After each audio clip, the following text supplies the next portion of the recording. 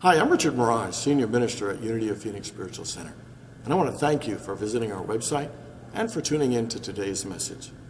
If you feel inspired by today's talk, I really encourage you to make a donation by hitting that button below and making a contribution to this ministry. It'll allow us to continue these messages online and to do the great work we do here at Unity of Phoenix, which is to inspire people to live better lives. So thanks for tuning in, thanks for your support, and we hope to see you at a Sunday real soon. All right. Good morning again, everyone. And a shout out to everybody who tunes in and watches us online.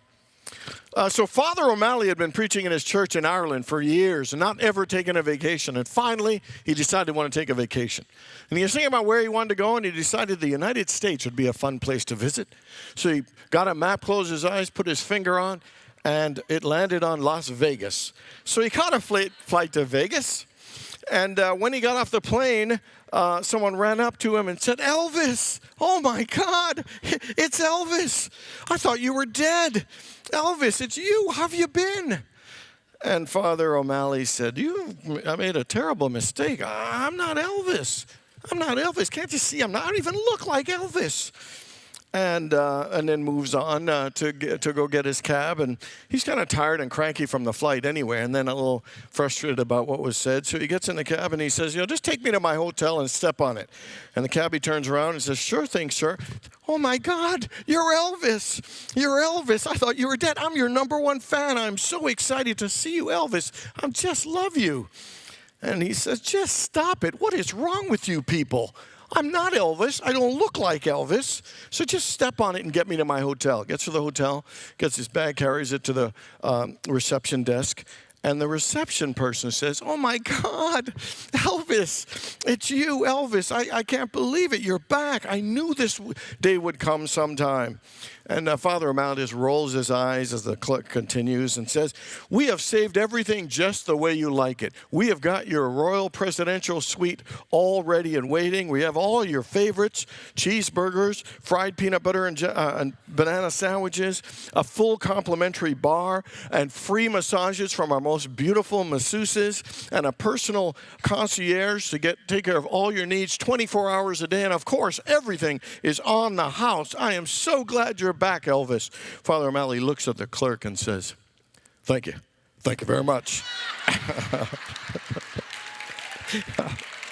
All right. Come on, that's the best Thanksgiving joke I've got.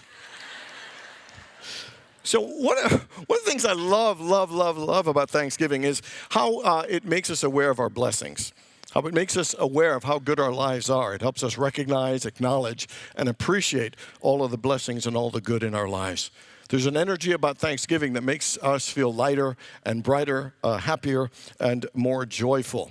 Gratitude is an energy that really enlivens and awakens us in so many ways. Thich Nhat Hanh says that when we are without this type of energy in our life, or this mindset, that we are not really as awake, that we're not really as engaged or enjoying or present to life. And we're not really as alive when we are not thankful and aware and appreciative. And anybody ever read the book by Og Mandino called The Greatest Miracle in the World? And what he said is many of us are among the living dead. That just because we're breathing doesn't mean that we're really living. Because sometimes in life when we get hurt, we tend to numb out and check out. Sometimes we tend to not be present, not be aware, not be fully engaged in our life, that we're just kind of existing like zombies moving around, that we aren't fully alive and fully present to our blessings, fully present to how great this experience is. Thoreau put this in a line that once said, "The mass of men lead lives of quiet desperation." And that's not how we're meant to live.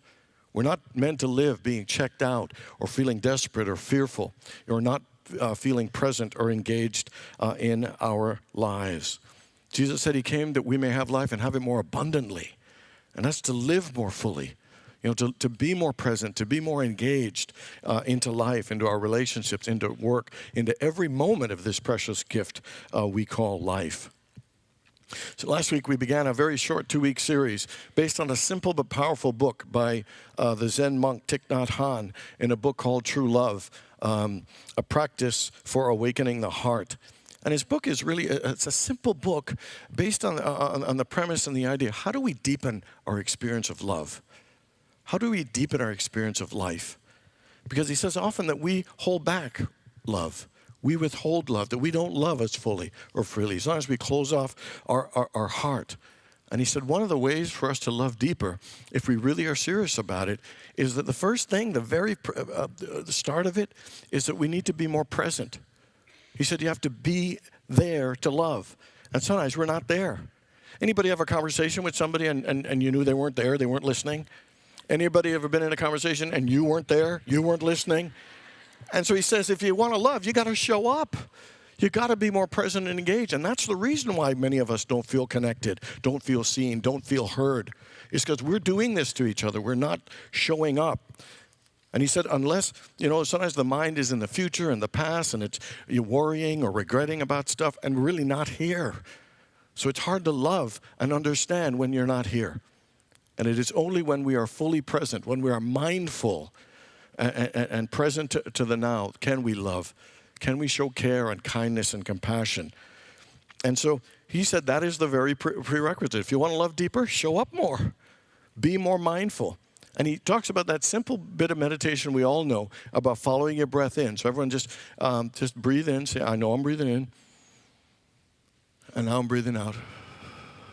And again, just breathe in and breathe out. Feel your body expand as you breathe in. Feel it expand, contract as you breathe out. Just feel it in. Feel it out. Be present to your body. Breathe in and breathe out. And he says just coming back to now and being present and being mindful.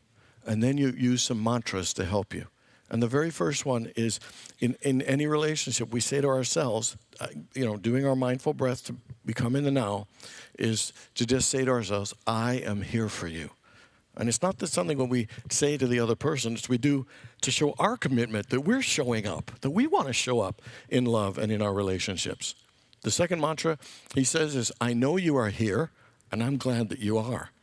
And that is to acknowledge someone that they are in our life. Because sometimes we are at breakfast and we don't even acknowledge someone. Sometimes we don't see people in our own home. And it's important just to acknowledge that I know that you're here and I'm very glad.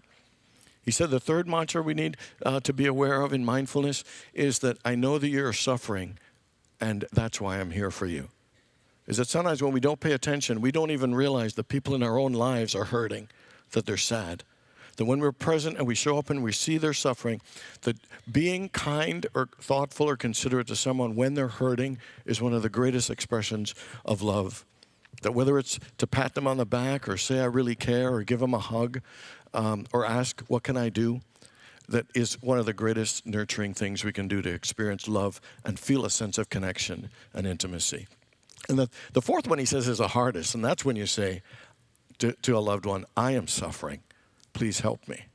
Because sometimes we don't want to be vulnerable. We don't want to admit that we're hurting. And yet from the very person we need to, sometimes we don't say those words. And he said that's an important thing. To be mindful and present enough to open your heart and say to the person that you love that I'm hurting and I need your help. So one of the things I really loved about this book was how he took that concept and saying if you want to love deeper in life, be more present and be more mindful. So today we're going to take that same thing and show how mindfulness helps us become more alive, to be more awake and more engaged in anything that we do. And one of the things is when we think about mindfulness, we think about just living in the present moment, being fully present to the now, being aware of our body, being aware of our breath. That mindfulness helps us relax. It helps us get, it's a path to peace and clarity. But he says mindfulness is actually so much more. That mindfulness is an energy. He says there's an energy of mindfulness. And that helps our outlook, our attitude, our mindset. But it is even more than that. He said mindfulness is actually a consciousness. It is a consciousness of oneness. And it is about that when we are absolutely mindful in the present, there is a oneness that we are with God, a oneness with life, a oneness with the creative intelligence, a oneness with the source, a oneness with the I am that I am, a oneness with our daily bread, a oneness with our spiritual nature, a oneness with the Creator, with the kingdom of God, and with the fullness of life. That mindfulness is a consciousness that actually opens and awakens us. It actually heals us, transforms us, and brings us more to be more engaged, more involved, and more alive. That it is when we connect with the being present to this presence that it really can heal and transform. Mindfulness is more powerful than we even realize. And he says if you want to love deeper, if you want to increase your income, if you want to heal a relationship, if you want to get over something from the past or increase your health, or you want to improve your golf game, that the very starting point always is to improve any area of your life is to become more mindful, is to use the energy of mindfulness and the consciousness of mindfulness. How many people would say, as great as your life is right now, that you could probably do a better job and live more fully than you are living now? And so here are the things that he says that will help us become more alive, more engaged, and live more fully. And the first one is, he says that we need to actually heal ourselves and to find peace in those places where there's inner turmoil, hurt, or conflict in us. Here's what Buddha said. The object of your practice should first of all be yourself. Your love for the other, your ability to love another person depends on your ability to love yourself. If you're not able to take care of yourself, if you are not able to accept yourself, how can you accept another person? And how could you love them? So it is necessary to come back to yourself in order to achieve this transformation. Every week we sing the peace song and it says, let there be peace on earth and let it begin with me. And the fact is, if you want anything to improve in your life, guess where it starts? With you. That we are the only channel out of which love can come, or peace, or joy, or laughter, or wisdom. But sometimes our channels are blocked. Sometimes we're closed off. Sometimes it's limited and restricted. But bringing a consciousness of mindfulness, bringing that energy of mindfulness can really open us and transform us in amazing ways. Thich Nhat Hanh says, you are the king or you are the queen of your own territory. And that territory has 5. It is your body, your sensations, your perceptions, your mental formations or beliefs, and your consciousness. And he said that we are not always the best king or queens of our own territory. That sometimes we're a bit of an absentee landlord, that we aren't paying attention, that we are not surveying our attention. Sometimes we close a blind eye. Sometimes we'll push stuff away. Sometimes we'll pretend that it isn't happening. And whether it's hurts or shame or regrets, that we don't survey our stuff. That there are places that we just would rather pretend isn't there. And what do? We rather turn on the TV or have a drink or keep ourselves busy or do all kinds of other things to avoid being present and actually surveying and knowing what's really going on in our own territory. And because there are some experiences that are pleasant, we want to fight to keep those going and lasting forever. And there are some that aren't as pleasant. And what we do is we suppress and resist those. And he says that suppressing and resisting and fighting and forcing creates suffering. That feelings are a part of life, but when you put energy trying to suppress and bury and pretend and deny, it actually causes more pain. In fact, it's not even pain, it's suffering. And trying to force all the good feelings to stay there forever and happen, actually that causes, and he says ultimately, not only does it cause suffering, it's actually not living. That it actually sucks our life force and energy and stops us from living as freely and fully as possible. And he said one of the things we all need to get over is stop trying to not feel some feelings. Stop suppressing stuff. Stop trying to avoid tears or hurt or pain. It's just a part of the deal.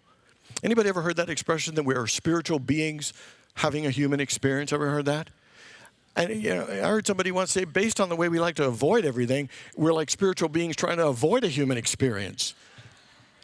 But we shouldn't avoid. What was the shortest verse in the Bible?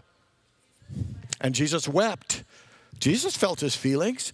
Jesus felt frustrated. He felt angry. He had all the kind of human feelings. And he wasn't suppressing them. He wasn't stuffing them. And so joy and pain and all these things are a part of life. And what we need to do is, how do we manage them? How do we handle them? How do we relate to them? How do we process them? And so what he says to do is mindfulness. Use the energy of mindfulness to allow yourself, instead of suppressing, welcome it. Feel it. Embrace it. Let it be a part of your experience of life. And don't try, to get rid of some parts and try to overemphasize some parts, because that's not really living a whole and healthy and balanced life. So he said, if we have anger, we recognize it and just breathe in and breathe out. We get present. We breathe in and we breathe out. And so we'd breathe in saying, I'm aware I'm angry. And we breathe out saying, I'm aware I'm still angry. I'm breathing in, I am angry. Breathing out, oh yes, I'm still angry. Breathing in, I am angry. Breathing out, I have some compassion for my anger. Breathing in, I am angry. Breathing out, I have some understanding for my anger. Breathing in, I'm feeling angry. Breathing out, I'm embracing my anger. Breathing in, I feel anger. Breathing out, I accept my anger. He says if you do this for 3 or 4 minutes, you will get release and relief from your anger. And he said, you don't chase the anger away. You just bring mindfulness to it. And he said, in a way, bringing mindfulness to the anger is like a mother holding a crying baby. That the anger would be the crying baby. And instead of resisting or getting mad, there would be tenderness and compassion for the crying baby. And so it even gets a little silly, but he says to breathe in and say, I know you are there, little anger. And breathe out and say, I am taking care of you now. That literally, you don't push away the feeling. You acknowledge it, you welcome it, you feel it, but then you encircle it in the energy of mindfulness, in the consciousness of mindfulness, which is a level of tenderness and compassion and care. And he says, over time, it will heal and transform us. And he says, every one of us has this spirit of Buddha and mindfulness, this consciousness in us, but it's been buried for so long under so many false beliefs that it'll take us time to bring forth this mindfulness. We need to do it on a consistent basis to utilize it. This mindfulness is a light. It is an energy. It's a consciousness. And it is a connection to a divine source, but we need to bring it forth and encircle things in it. Not try to bury it or stuff it, just encircle. And like nurturing a baby, it will bring peace and it will bring good. And so whether it's anger or jealousy or despair or fear, whatever it is, always turn to this meditation. Turn to this mindfulness, and it will convert, it will transform it. And guess what? We become more alive, we become more free, we become more engaged, more involved, and more available to love, more available to express our creativity and our joy. And one of the things he says, go even further. Like, everybody know compost? So you take compost, it's garbage stuff, and then you let it sit there, and then you can actually use it to fertilize flowers to make them grow and bloom in greater ways. And he said that compost is a part of the not-so-good stuff that happens in life, regrets or hurts or mistakes that we make. And he said we can go even deeper, that we can actually use them as fertilizer to actually make us even better in our lives. That we could use it to bless us in greater ways. And what he says is, if you encircle whatever mistake or regret or pain that you had in this same mindfulness, love, energy of compassion, he said eventually when you surround it, it will teach you. It will show you a deeper way and a message and how to be transformed by it and even better. Not just letting it pass through, but it will actually teach you and help you to become a greater and better person. An example I always like to use is Nelson Mandela. He was falsely imprisoned for 26 years. Think of that. That's a quarter century. You think he had some stuff going on? And I would guarantee you that because he actually surrounded it in mindfulness, that he was able to use it, come out of prison, and become the president of his country and one of the most revered leaders and ambassadors in our world. that we can compost any mistake, any pain, any frustration of things that didn't go well in our life, that we could utilize it. And if you're surrounded enough, it will teach you something great. John O'Leary, for as devastating as his situation was, and the thing that devastated him the most is not just getting burned, but getting burned so bad they had to cut off all his fingers. He felt so inadequate. He felt that no one would love him, he'd never get a job, and because he was able to encircle that energy, to heal it and have it teach him, it inspired him to do great things. He actually became successful in building. Couldn't hold a hammer, and yet he became successful in building, and he's got an amazing career. He's made such a huge difference, got a great, great family. He composted the stuff to fertilize, to bless his life. When I was a kid, I had trouble reading and speaking. I had to take us out to read, you know. And the worst part about reading, remember when they used to have you read a paragraph each and they go down the rows? Well, I would always count the number of kids ahead of me and count the paragraphs, so I'd be prepared because I wasn't really good at reading. Inevitably, the teacher would get out of sequence, and I would end up practiced the wrong paragraph. But when I read, it was so bad, kids laughed. I mean, they laughed badly. I was not good at reading. And it was such a humiliating experience, and it happened often. And you'd think the teacher saw, well, they laughed at him a lot last time. Maybe I should skip over him, but they didn't.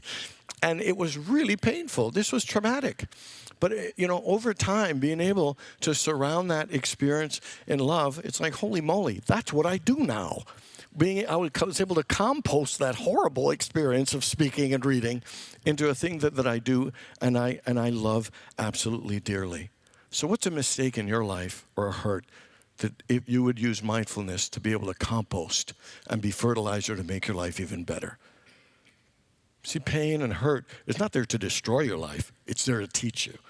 It's here to bless us. It's here to help us show up in life in a more conscious way, but also in a way that will actually help us become even better and more fully engaged and more fully alive. Make sense, everybody?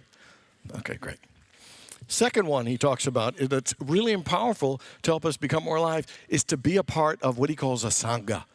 Of a community of brothers and sisters, of like-minded people who help us practice and call us higher to be the very best that we can be. One of my favorite quotes is Martin Root. He said, you have to do it by yourself and you can't do it alone. You have to do it by yourself and you can't do it alone. No one can do it for you. No one can live your life for you. No one can go to that secret place for you. But you can't do it alone. That we are here to support one another. Remember when Jesus said, where two or more are gathered in my name, there I am in the midst of them? He talked about magnifying the power and the presence when we come together of our faith and our intention and our joy. That when we are all practicing the same types of awareness and same level of love and forgiveness, that it actually helps us all. Remember the geese flying in the V formation? They say when they fly together in that formation, they fly further than they could ever do on their own. I heard that someone said that someone going through AA, when they know they have someone who loves them and believes in them, that there's like a 30% chance that they stay sober longer. There is something about when we have each other and believe each other and support each other that lifts us up to higher levels. Studies have been shown that people who are part of a faith community tend to be healthier, happier. They feel more social well-being. They feel a sense of belonging and a support. And even families, they say that children whose families go to faith communities, that they report making better decisions about not smoking or alcohol or dropping out of school and so on and so forth. There's something great. They even did studies on choirs and why it's good to be in a choir. That literally singing together, that vibrational energy has a positive impact. The working on a song together creates a sense of cooperation and togetherness. They show that it increases the levels of oxytocin and decreases the level of anxiety, stress, and depression. There is something about being a part of a connected group that is spiritual and that has a certain practice. You know, being a part of a mastermind group. All of these things absolutely make a positive difference. Whether it's a circle group or whatever you're in, you can attend these services, and that's wonderful. But I'll tell you, it is also a good thing to get involved in a community, because it really makes an absolute difference. In fact, tomorrow night I'm teaching prayer partnerships, because I believe in the power of prayer groups. I believe in the power of prayer partnerships. In my mastermind class, the prosperity class, the last 10 weeks, often they love the mastermind prayer group so often. Some of them have met as long as 5 years later, because they get so much out of supporting and praying for one another. If you look at Jesus, he had his own group. He had his 12 people. You know, he didn't do it by himself. He had people supporting, people that he taught, but people who taught him as well and supported him. So here's a slightly unrelated thing that I want to share. So I went to the Lakers-Sun games last Monday. I'm not going to comment about the game, but after I left the game, we need some prayer for our team, but I think they're young. They'll get better. So I'm coming out of this tunnel, and there's this 10-year-old kid walks right in front of me, and he says, "Hey, you're from Unity." And I thought, wow, well, that's nice. I said, "Well, what's your name?" He said, "My name's Taylor." I said, "Wow, that's really cool, Taylor. Good to see you." And then I said, "Well, you know, Taylor, I'm pretty impressed that you remembered me. I'm pretty impressed that you recognized me." And he said, "Yeah, because you're the best pastor ever." And I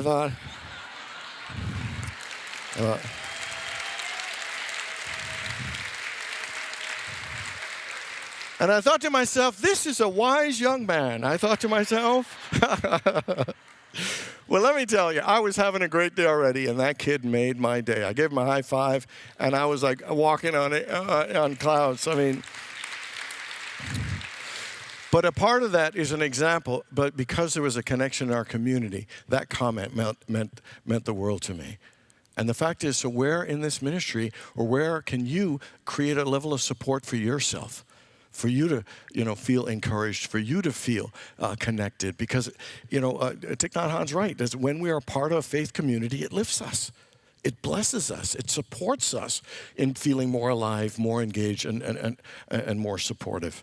And there's a dynamic of helping someone and being helped in return that literally doubles the positive energy. Do you know they say that when you help someone, it increases your serotonin levels? And when someone helps you, it increases your serotonin levels. And somebody watches someone help someone else, it increases their serotonin. So every aspect of community and helping, whether you're the helper, the helpee, or the observer, everywhere around, it blesses all of us. The final one is to expand the power and practice of mindfulness. He said, make this a commitment of your life. Yes, in relationships, to say, I am present, and I listen with my heart, and I speak with love. Be present to people, just like we've talked. But he said, use mindfulness when you're walking, when you're hiking. Use mindfulness when you're washing the dishes or doing the laundry. Use mindfulness in your work. Use mindfulness when you're driving in any area of your life. Bring this mindfulness. Bring this energy and this consciousness of mindfulness to every area of your life. And he said some of the things that will happen is that all the walls of illusion will start coming down. That you will begin to live and see a level of oneness and a level of connectedness of all humanity and all people. Remember when Jesus said the Father and I are one? That we'll begin to connect more with our oneness with the divine. Remember when the disciples said, how should we pray? And he said, pray like this, our Father. Notice he didn't say my Father, not your Father. He said our Father. And if it's our Father, it means we all came from the same source, which means we are all connected. We're all brothers and sisters. That the more we're mindful, the more the walls and illusions of separation will go down, and we will feel a greater sense of connection and oneness. What did the Zen monk say to the hot dog vendor? Make me one with everything. And so, and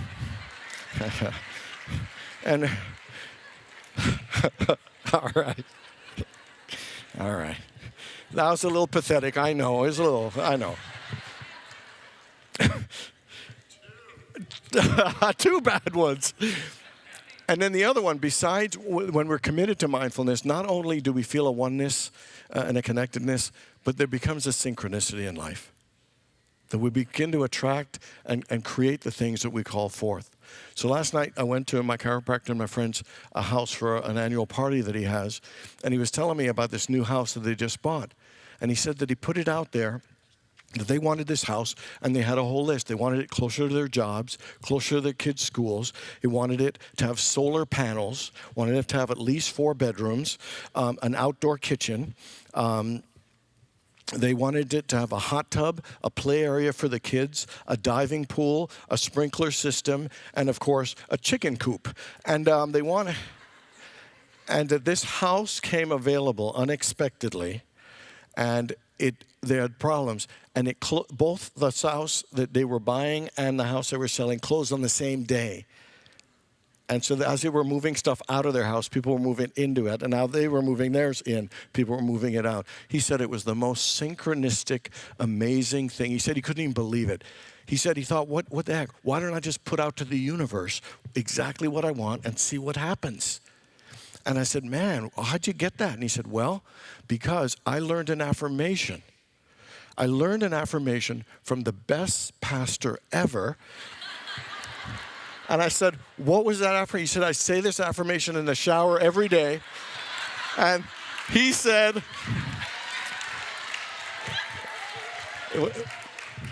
I can't see it. What is it? Oh, these guys.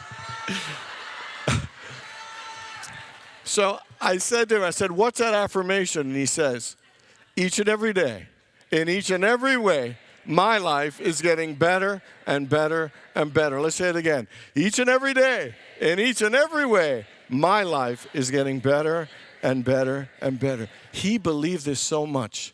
He thought, why not put out to the universe exactly what I want? Because he believes that his life is getting better and better and better. And so can all of ours if we use the consciousness of mindfulness. You know, life isn't an easy thing. Sometimes we do want to check out. Sometimes we do want to numb out and not be as engaged. Sometimes we want to close off. But if we really want to enjoy this gift that we have, we need to open ourselves up. Sometimes we think, oh, let me sacrifice this moment. Let me just sacrifice this situation. But the more we sacrifice moments, the more we sacrifice our love, our joy, our passion, our creativity, our happiness. The more we sacrifice this gift of life, and we don't need to do that anymore. So let's use the gift of mindfulness to heal ourselves, to utilize our community, to buoy ourselves and others up higher. And let's make a commitment to this mindfulness practice, because it'll create oneness and synchronicity in amazing ways in our lives. And I guarantee you, you will come alive. God bless you all.